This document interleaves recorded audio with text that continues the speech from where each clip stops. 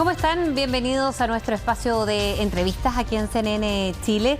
Vamos a referirnos en esta oportunidad a los trasplantes, a cómo ha incidido la pandemia en ellos, en el mundo, en 22 países, según un reporte que se ha conocido mundialmente.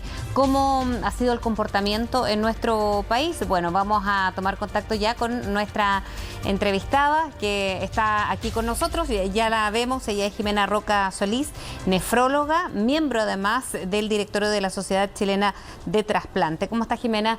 Bienvenida a CNN. Muchas gracias, Precia, por la invitación. Muy bien, afortunadamente. Gracias a usted por hablar con nosotros, porque, bueno, preocupante es cuando en 22 países se hace este estudio, se da a conocer por el Congreso Europeo de Trasplante en cuanto a cerca de un 30% que bajaron en comparación al año anterior en el número de estos procedimientos. ¿Cómo ha incidido en nuestro país la pandemia en cuanto al tema de los trasplantes? La verdad es que es bastante parecido a lo que sale en la publicación a la que tú haces mención. Efectivamente, quizás en la primera ola, que fue la más dura y a la que menos acostumbrados estábamos, hubo necesidad de cerrar varios programas por la ocupación hospitalaria respecto de los pacientes con coronavirus. Y eso significó efectivamente que el número de trasplantes del año pasado primordialmente disminuyó relativo al número de trasplantes que había sido el año anterior. Y la verdad es que ahora los programas están ya retomando sus actividades de manera paulatina. Algunos se han mantenido abiertos por un tiempo más largo, hay otros que están retomando recientemente, pero efectivamente la actividad de implantación se resintió, no tanto así la actividad de donación, afortunadamente, que siguió un poquito un camino distinto. Eso, ¿y por qué? ¿Cómo se explican en lo técnico o en lo práctico quizás tener este distinto comportamiento, ¿no?, entre el trasplante y la donación, que es y va sumamente ligado, ¿no? Inicialmente también en 2020 bajó la tasa de donación porque efectivamente las unidades de paciente crítico, que son las unidades que albergan a los pacientes que van a ser donantes finalmente por el estado de gravedad en el que estaban ocupadas principalmente por pacientes con coronavirus. En la medida en que se fueron liberando cupos para pacientes libres de COVID, se logró mantener en cierto momento la actividad de donación y esos donantes afortunadamente pudieron órganos de ellos ser implantados en los pocos programas que quedaron abiertos en ese momento a nivel nacional. Hay también algunas cifras que me gustaría saber de qué manera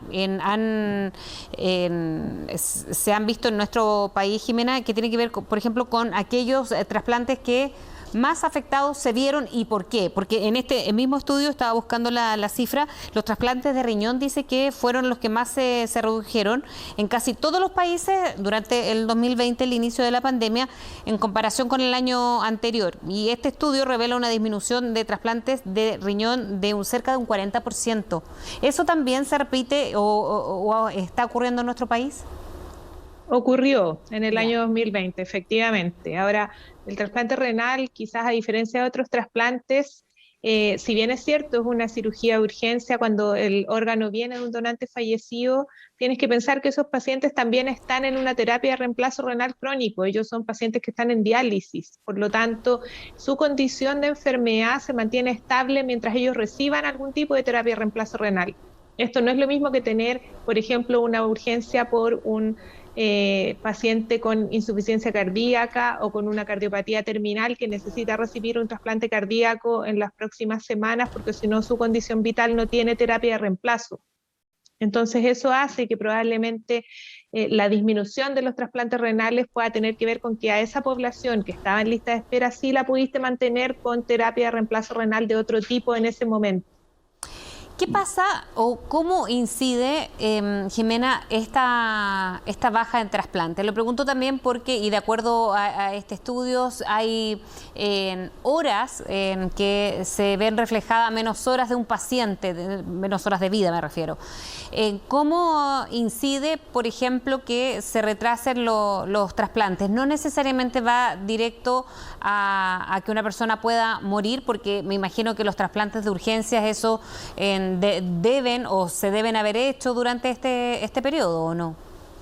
Así es, los trasplantes que eran urgencias médicas se siguieron realizando y se difirió en el fondo los trasplantes que son programas instaurados donde se trasplantan, si bien es cierto, esos pacientes necesitan la implantación del órgano, son pacientes que pueden estar un tiempo esperando la asignación del órgano para ellos. Entonces, las urgencias médicas van por una especie de carril distinto, por decirlo así, en términos de la celeridad con la que necesitan la implantación del órgano. Ya, y Entonces, eso, trasplantes hepáticos sí, trasplantes cardíacos también, y el resto de las cosas que se puede diferir se difirió por los cierres de programa inicialmente. claro, por eso preguntaba, esto también tiene incidencia en todo caso, aquellos que no son urgencias, quizás también influye en las horas de vida del paciente, según se leía en el estudio, pero además la calidad de vida, ¿no? Cómo empieza a interferir también en una calidad de vida cuando se requiere o se está trabajando no al 100% con algún órgano del cuerpo. Sí, claro. Ahora, en términos estadísticos, siempre uno va a poder pensar que si tú hubieses expuesto a una persona a un reemplazo completo de un órgano que sí necesita antes, claramente va a ganar horas de vida con una calidad de vida distinta. El problema es que la situación epidemiológica, que no fue solo aquí, sino que fue a nivel mundial, obligó a muchos programas en todos los países que tú hacías mención a cerrar o a disminuir francamente su actividad en pro de la atención de los pacientes con coronavirus. Claro. O sea, no había espacio hospitalario para realizar la actividad. Esto no tiene que ver con que los programas hayan querido cerrar finalmente, sino que tiene que ver con que ocupaste toda la capacidad en una enfermedad que inicialmente consumió la capacidad hospitalaria. Absolutamente, y así se vio reflejado también con otras patologías, con enfermos oncológicos, pacientes oncológicos, y eso de todas maneras ha sido una preocupación hasta ahora. ¿Y cómo ha sido el camino, Jimena, hasta ahora? Porque la pandemia cuando comienza en marzo ya a nivel mundial y se empieza a conocer el virus y sabemos lo que pasó, me imagino que el escenario a medida conocíamos el virus, las condiciones fueron cambiando, la ocupación hospitalaria también.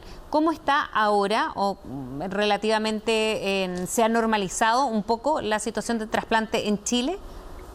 Afortunadamente sí, lo mismo ha pasado a nivel mundial. Nosotros tenemos contacto generalmente con organizaciones y con centros de trasplante de otros sitios. La verdad es que a partir de la primera ola aprendimos bastantes más cosas respecto de la organización hospitalaria y de los tránsitos en zonas libres de coronavirus. Por lo tanto, varios programas reabrieron su función a partir de este año, de inicios de año, sin necesariamente haber cerrado en el pic de la segunda ola, al menos aquí en Chile, y la actividad trasplantológica a nivel mundial se reanudó, quizás en una tasa menor, pero sí de manera más regular, con la segunda, tercera y cuarta ola que ha habido en América del Norte. Entonces los programas están mucho más abiertos que antes. De hecho, se ha planteado incluso aceptar como donantes a algunos pacientes que sean portadores de coronavirus sin tener enfermedad activa por coronavirus inclusive. Entonces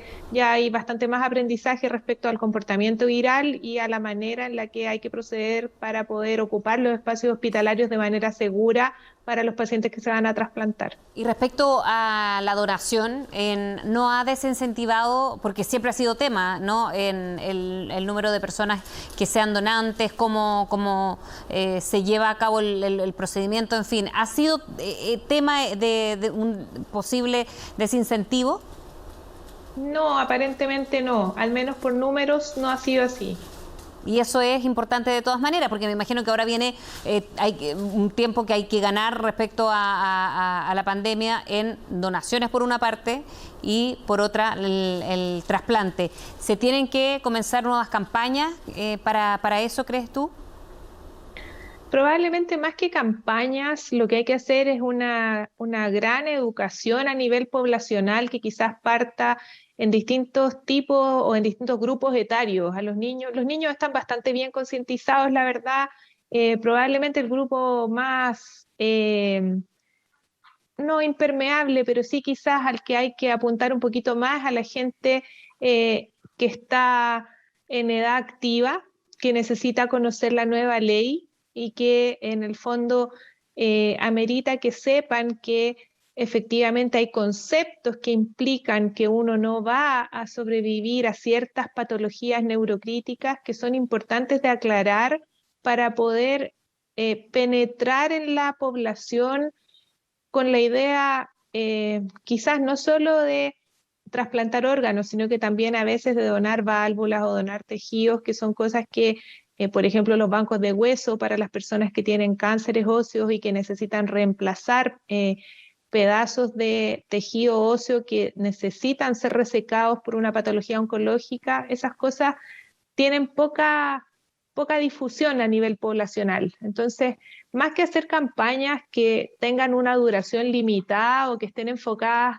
a una sola esfera del concepto, quizás lo que tenemos que hacer es convocar a distintas entidades de la sociedad, legales, sociológicas, psicológicas, de salud, como para que el concepto entre en una manera más social hacia la población.